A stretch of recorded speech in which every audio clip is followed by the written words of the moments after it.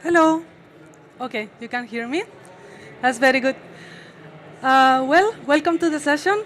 My name is Alicia, and today we are going to talk about machine learning. So, machine learning is quite a vast word, but I've noticed that when speaking with network engineers, we are discussing maybe the last piece of news about machine learning, and they don't really know in depth what machine learning is doing. So that's why I can promise you that at the end of this session, you are going to know what is machine learning, how it works, and how you can apply it. And actually, for the ones of you that are curious, I'm going to provide some resources so you can start also implementing it. So we are going to have some theory and a demo as well. We will have 45 minutes full of content. I will make time for a couple of questions, but if not, additionally, we will have a panelist in WebEx Teams. So please feel free to ask questions during the session. And also, I will check this space afterwards. We will cover some examples, real-life examples about machine learning, types of machine learning, what it is, some Python libraries, and then we will also give some real-life scenarios where it is being used right now. And we will finish with a conclusion. But before that, let me blank the screen for a moment, and I want to ask you a question. So please raise your hand if you are using products or technologies that are powered by machine learning. Okay, we have one hand, 3, 4, have like 5 hands, more or less. Okay, so I want to show you today that machine learning is the future and is happening now. We are going to start with this example. You can see a city and some squares around the faces of the people walking by. So we can assume that some kind of facial recognition is being done. And this is actually from a TV series called Person of Interest. That is happening right now in China and Georgia. They have programs that are publicly known in which they are scanning citizens. And actually, this picture is from a Chinese policewoman. And with these sunglasses, they are able to scan faces. So if they look and stand still and they look directly at one person, they can know not only their name, but the address, the ethnicity of this person, and much more. And who knows what is happening on this picture? Okay, so I will tell you. This man is here paying for his lunch with facial recognition, not credit card, no credentials. And this is actually because of BBVA. This bank, it is the first one that has launched this program for facial recognition payment. Actually, this technology powered by machine learning is also being used right now in airports both in US and China. So when you are boarding the plane, you don't need a boarding pass. You will just stand still, your face will be scanned, and you can go into the plane. Who knows what is happening in this picture? Aha, you have one hand? More hands, very good. Okay, so here what is happening is that two players are playing Go. And actually, we can see two people, but the player on the left is not playing thinking about what is the next move and so on. He's actually following the instructions of a machine that is telling him which movements to make. And this machine is Google's AlphaGo. And this is a great achievement because in this match, this artificial intelligence was able to defeat a human player, a human master of Go, for the first time in history. And if you remember, this happened with chess 30 years ago. So why it has taken so long from defeating a master in chess to defeating a master in Go? The point is that Go is a much more complex game than chess, with much more movements. You can see it has much more possibilities. But this group of researchers of DeepMind of Google, they don't have as a goal to play games and just for fun, right? They are planning to solve much more complex problems. Like, for example, they were winning a contest very recently in which they were able to predict the shape of proteins.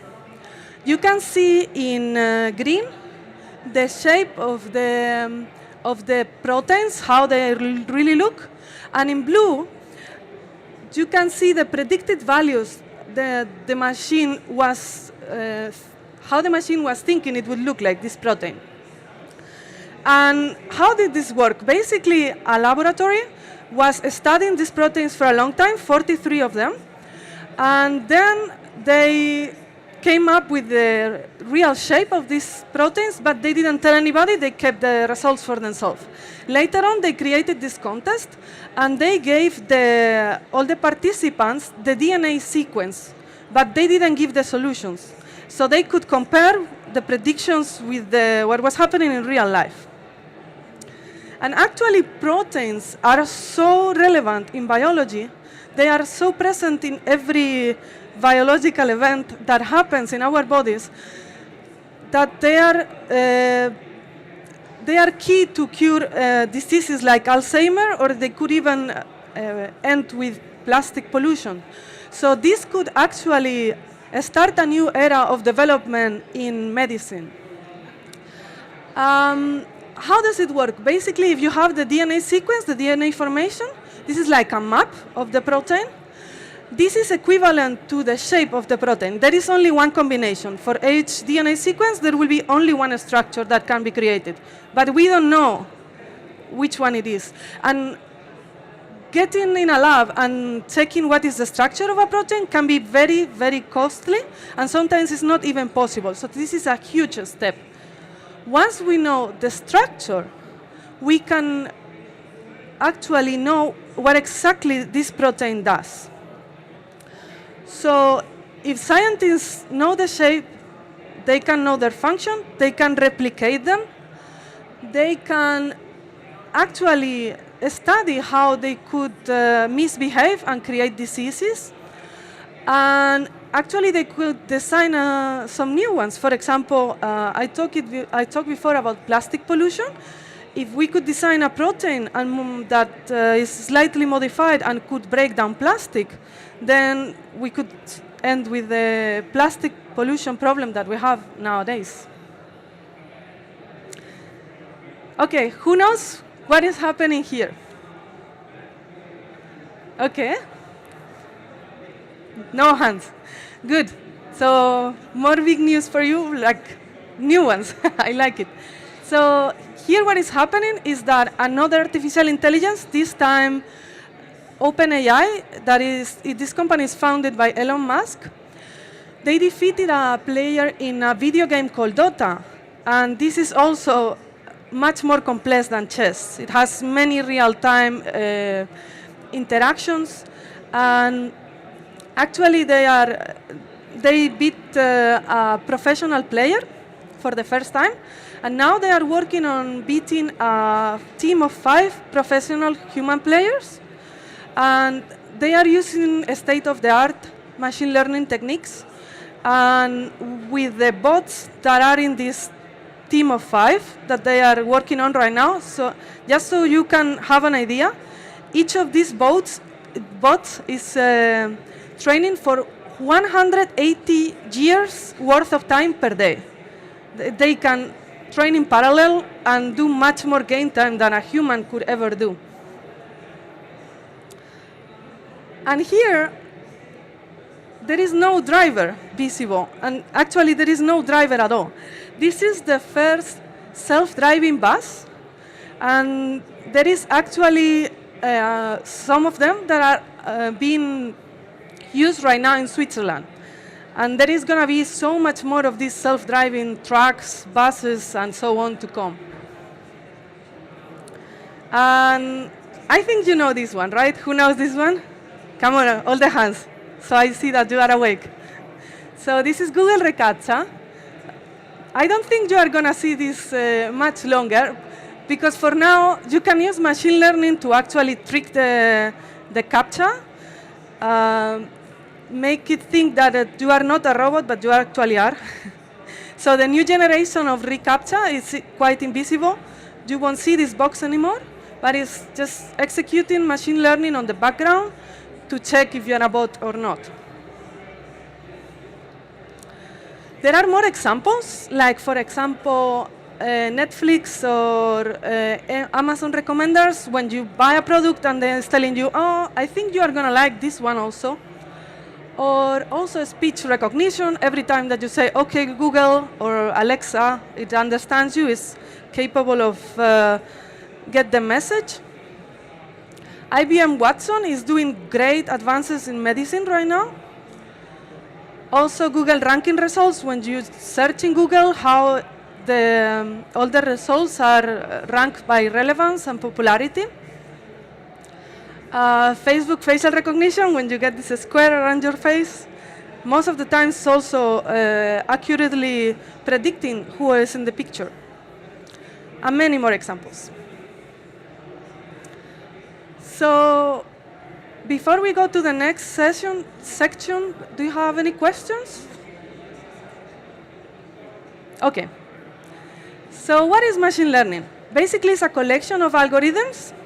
If you have some data, you will input it into these models, and it will learn from this data, and it can make predictions and take decisions based on the data that it has learned in the past, right? Well, machine learning is not for everything. Sometimes it is not working quite as we expected. What are the challenges of machine learning? Basically, we are having problems when we have dirty or missing data. We are missing some fields, or some values are not accurate. People that was introducing this data was not careful enough, didn't understand why this was important. Also, not only quality, but quantity is important. Sometimes we need large amounts of data to train an algorithm. You have to think that we are feeding lots of different data to models, from images to speech, human speech, to any kind of data. And we cannot just use it as it is. You have to make some transformations to basically take the image and convert it to mathematical values that the model can understand. You also have to normalize it many times and do some modifications to the data in order for the model to be able to use it. Also, you will have to know enough to pick a good model for this data. And when you have your output, you will have to make sense if the results are making any sense at all, or they are misleading if the predictions are good. To sum up, if you have a good insight, right? And of course, for doing all of this, you will need a data scientist, or you can become one.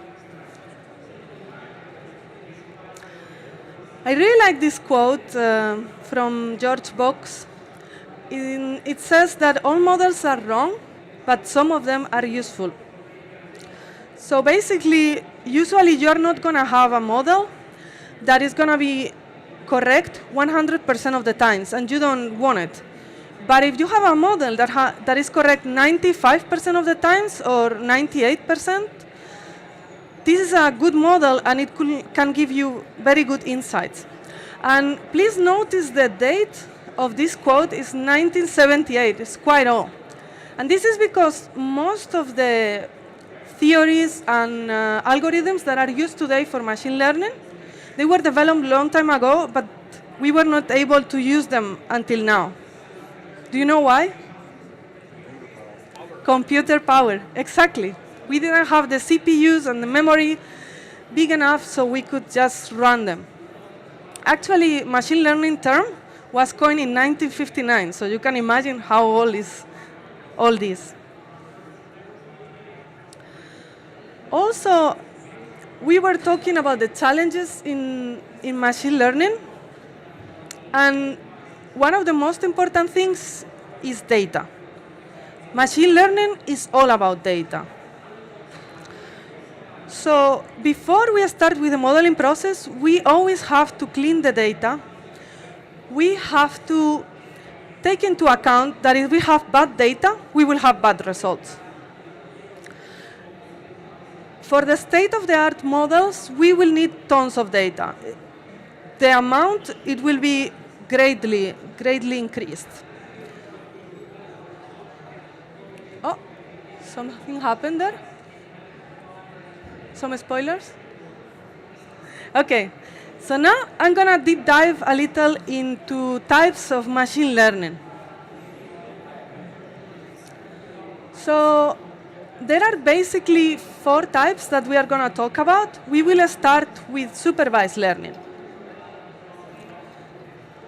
Supervised learning is the simplest of all our types of machine learning.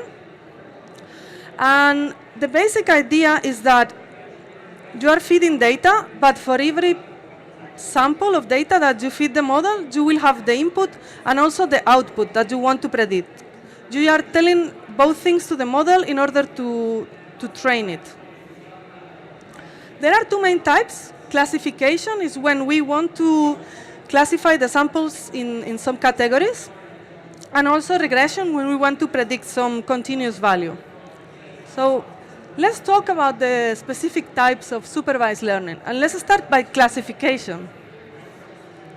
So here we can see a very clear example of classification. When we have an image, and we basically want to check if this image belongs to the group of images that it has a hot dog in it, or it doesn't have a hot dog. And this is actually coming from a TV series called Silicon Valley. But classifiers like this are built all the time. In fact, you would be surprised how many times when you are learning, the main example that you are using in the beginning is if this picture is a dog or a cat. Happens all the time. For regression example, actually I'm going to use this specific type of machine learning to show you how you would build a model. What is the process? So imagine that we have a survey. We are just handing out the survey to you now, to engineers, and we are asking for several parameters, like what are your years of experience, what is your company, and so on. And we are also asking for your salary, because in the future, we would like to predict salary of engineers based on all these fields. So what we are going to do is all these input values, skills, years of experience, company, and so on, we are going to process them, and we are going to input them to the model. These are called features. And what we want to take as an output of this algorithm is the salary. And this is going to be called label. When we train the model, the model will take its own conclusions from the data. It will calculate some correlations. So in the future, if we have an engineer in which we know years of experience, again, company, and so on, without taking the survey, we will know what is the salary of this engineer. At least we can make a prediction about it. Linear regression would be the simplest of this family of algorithms.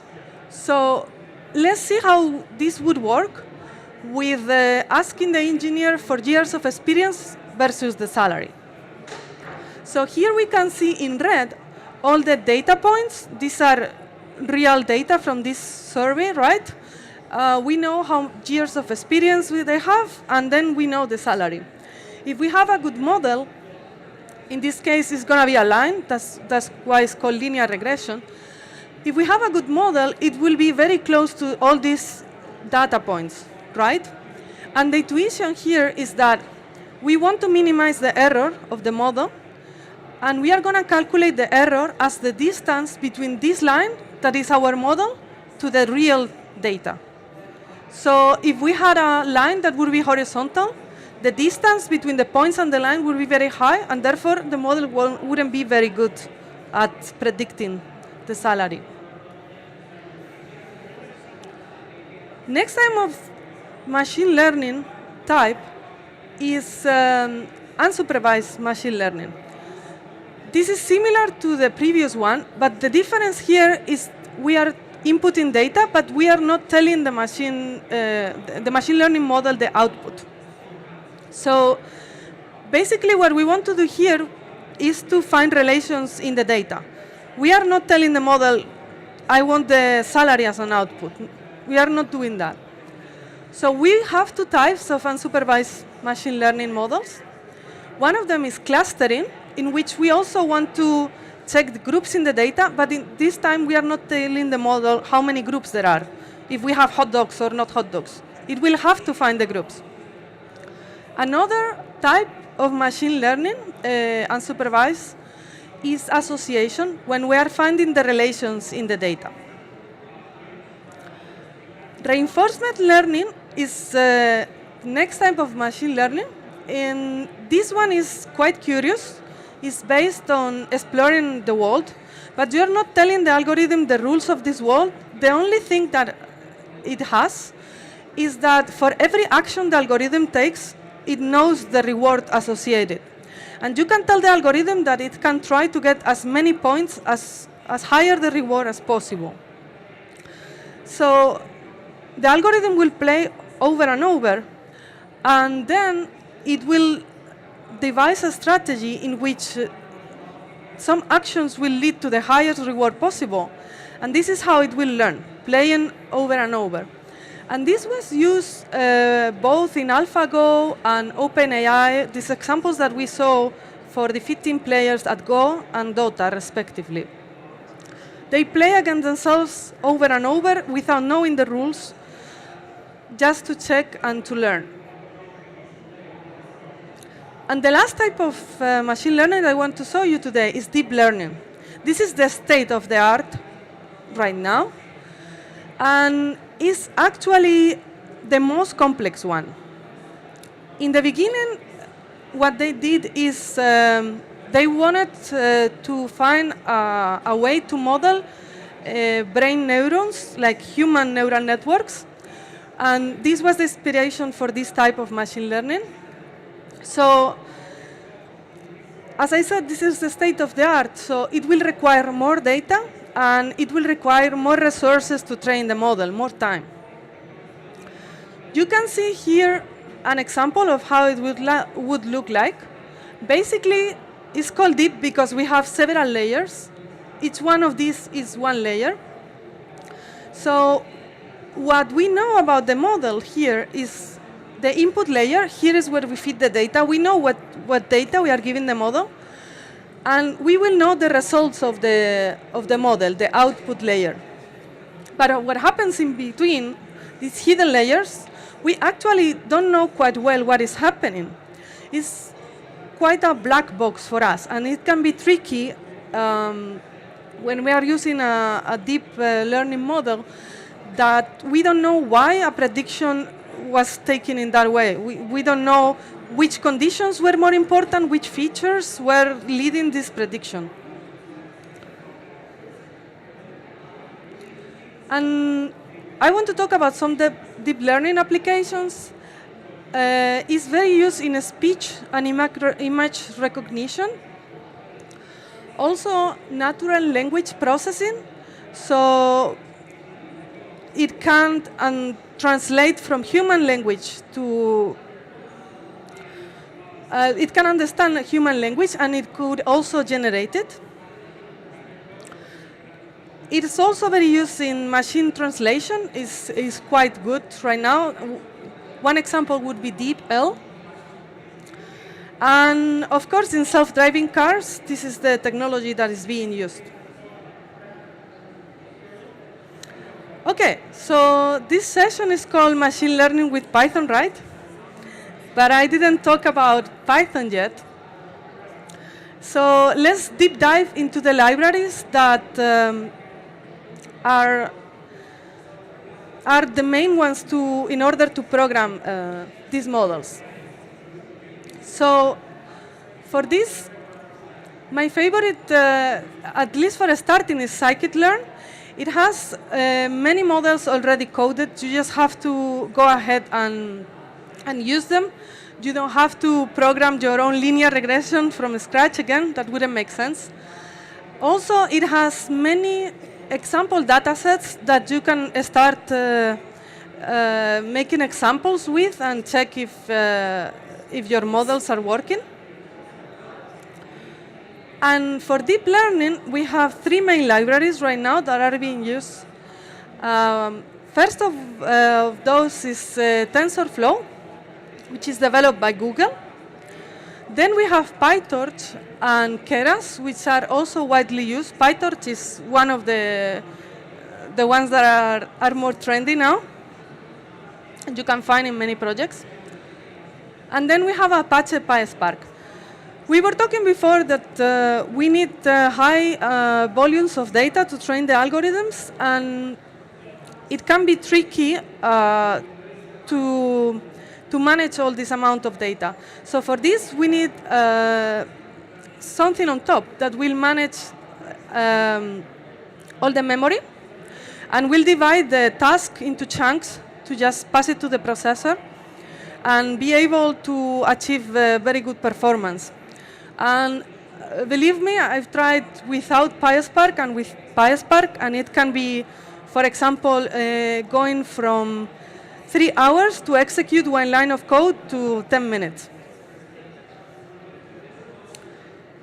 Also, to manage data, you will need some libraries in order to visualize.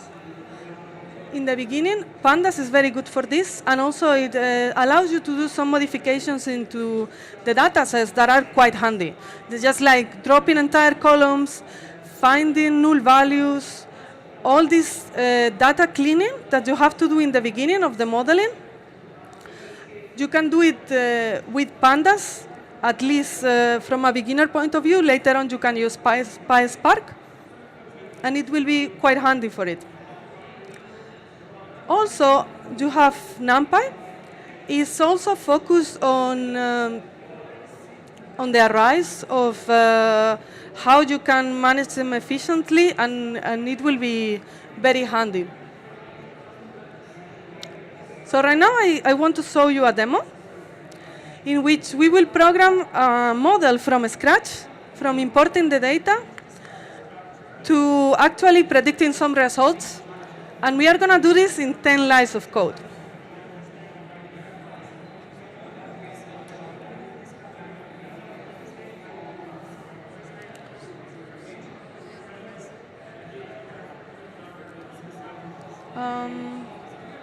I need to switch. I need to switch to the demo.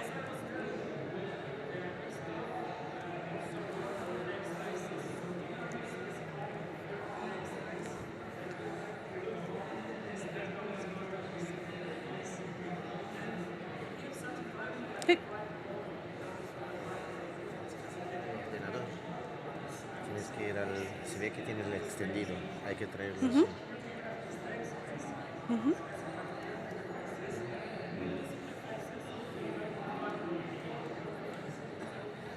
Intenta hacer así.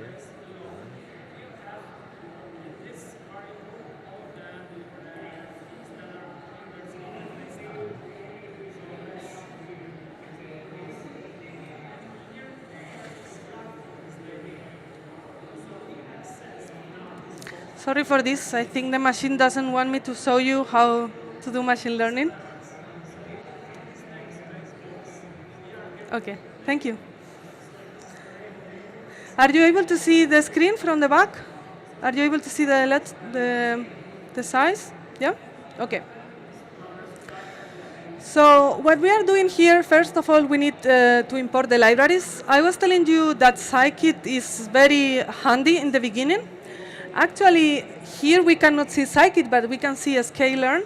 This is the same. This is equivalent. It's just that when we are calling the library, we are calling sklearn instead, but it's the same library. So we are going to import from there the model that we are going to use. We are going to import the dataset that is already prepared. to make this demo is quite handy. And we are going to use pandas also, because in many places it's used just to make some transformations on the data quite quickly. It's very optimized for data science. Okay, so basically what we are going to do now, let me run this. This is a good one. Okay, it ran, no problem. This is, I'm using Python in a browser with Jupyter notebooks, but this is like any either, like PyCharm, it's totally equivalent. So when you see here that there is a number, it has been run, the code has been executed. So what we are going to do here is load the data. We are going to use this data set, load Boston, and we are going to save it into a data frame. This is a data structure that is very used for machine learning. And then what is contained in this data set, right? So let's have a look. Basically, this is a data set that was collected in the 70s about the prices of houses in Boston. So what we want to predict is the price of the house. And as input data, as features, we are going to have a number of attributes, like criminality rate, the number of rooms in the house, and so on. So this is our data set. And now, what we are going to do is we are going to just separate the input data and the output data. This has to be clearly separated so the algorithm knows which is which, right, in order to train. So what I did here is just take the data for the input. I just put the names, and for the target data, for the output data, we just put price, so it's clear. Okay. Now we have our data set, but how are we going to know that the model is correct, what we are predicting? It will predict something, okay, good. What do we do with that? So in order to calculate the performance of the model, what we are going to do is to divide the data in training data and testing data. With training data, we want to train the model in order for it to make predictions. And with the test data, we are going to check that the real prices and it was predicted if they match at all, right? So we are going to use another very handy function from Scalearn that is called train test split. Basically, we're just putting the input data, output data, and what is the ratio that we are going to do with data. In this case, we want 70% of all the samples that we have for training and only 30% for checking the model. We are also going to provide a random state so the results are reproducible. Every time that we're using this function with the same random state, we will reach the same exact output. So if we run this, we have already our training and test data sets. And now we can go ahead and train the model. In this case, I'm going to use linear regression. As I said, is one of the simplest and is very very easy to visualize. So here I'm going to call the model linear regression. And only with this line, model.fit, I'm going to train the model. For this, I'm going to pass the input and output data. As you remembered, this was a supervised learning, so we are going to pass both input and output, and it will train the model. Now that we trained the model, we are ready to predict some values. And in this case, you can see that we are only going to pass the input data because it will provide us already the predicted output itself, the model, right?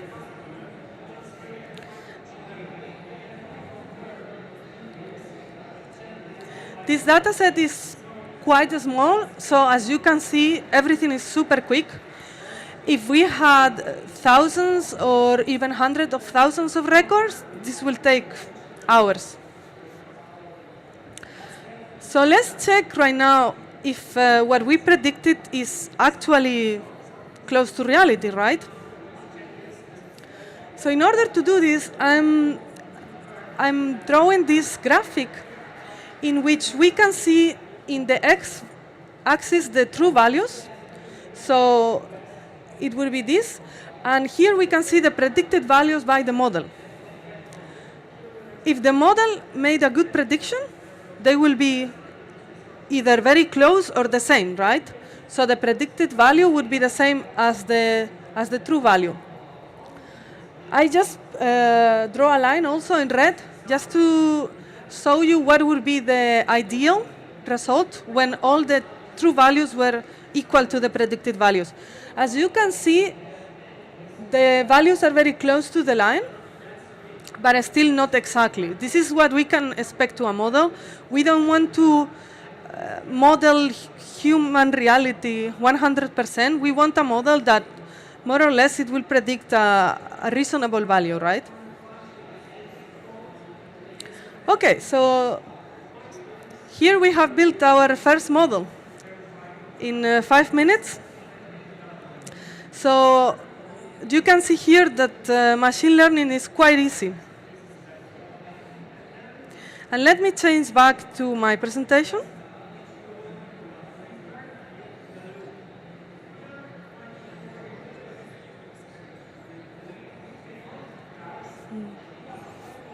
But I don't want to see this, so let me close it also.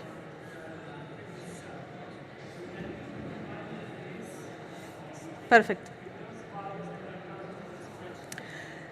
And to finish, I want to give you some real taste of applications that are using machine learning nowadays.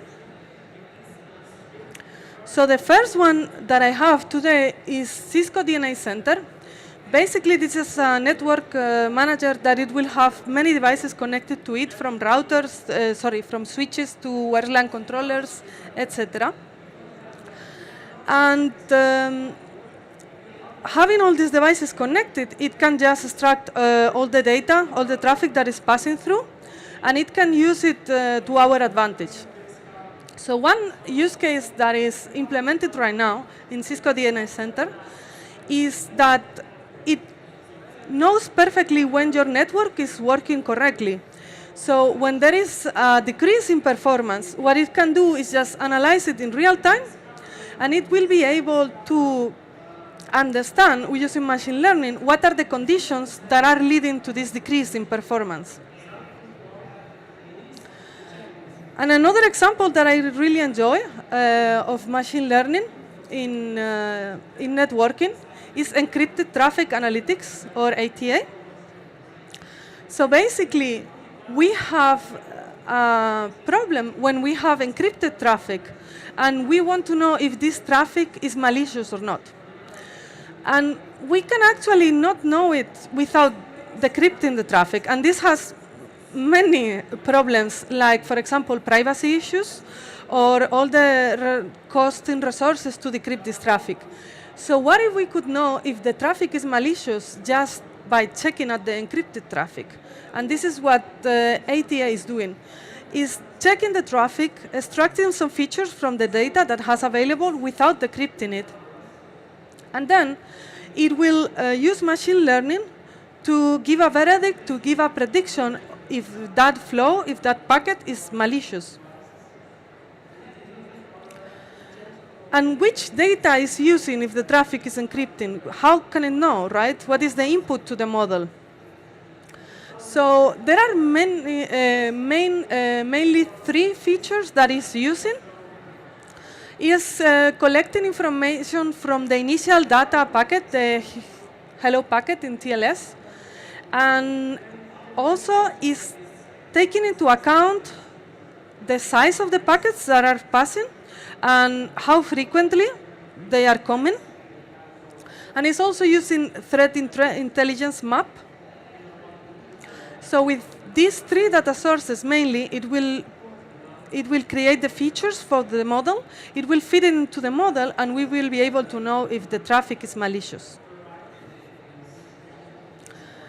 I want to show you some resources to start with machine learning, just to finish the talk. These are 3 amazing courses that you can check. And by the way, they are all available for free in YouTube. I will give you a second to get them. And also, there are many related sessions of machine learning happening in the upcoming days, but these ones are selected 3 that I really like, and I think they will be relevant for you. And just remember that you can write me in WebEx Teams, and I will be checking this space. I will be very happy to answer your questions. And also, as a personal request, I wanted to ask you to please fill in the survey. It will help me a lot. And you can take some stickers that I printed especially for this session. And I wish you have an awesome Cisco Live, and thank you so much.